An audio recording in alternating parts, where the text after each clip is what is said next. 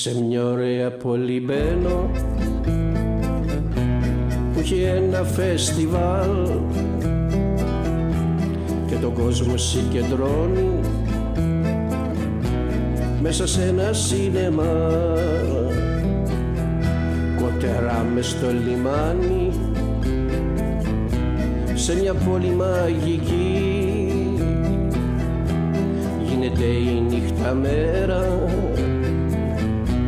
και το βράδυ είναι πρωί κι η ζωή μου σαν ταινία μέσα σε ένα φεστιβάλ. Πότε πορώ στην τυλίγη, πότε ζει μες στη χαρά, πότε ζει μες στη χαρά.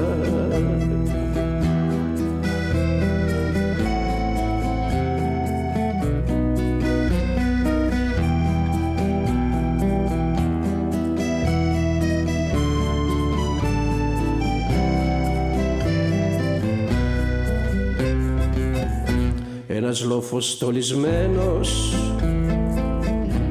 από σπίτια για σεμιά και στην παραλία βγαίνουν τα άστρα μες στην ομορφιά. Φεύγοντας δεν λέω αντίο, μόνο λέω au revoir, γιατί ξέρω θα γυρίσω πάλι με το φεστιβάλ κι η ζωή μου σαν ταινία μέσα σε ένα σίνεμα.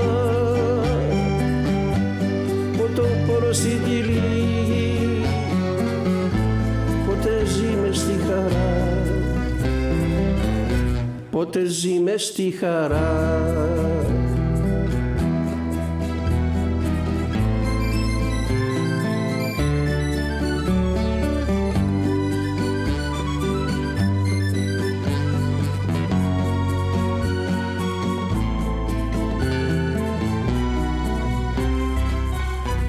Φεύγοντας δεν λέω αντίο,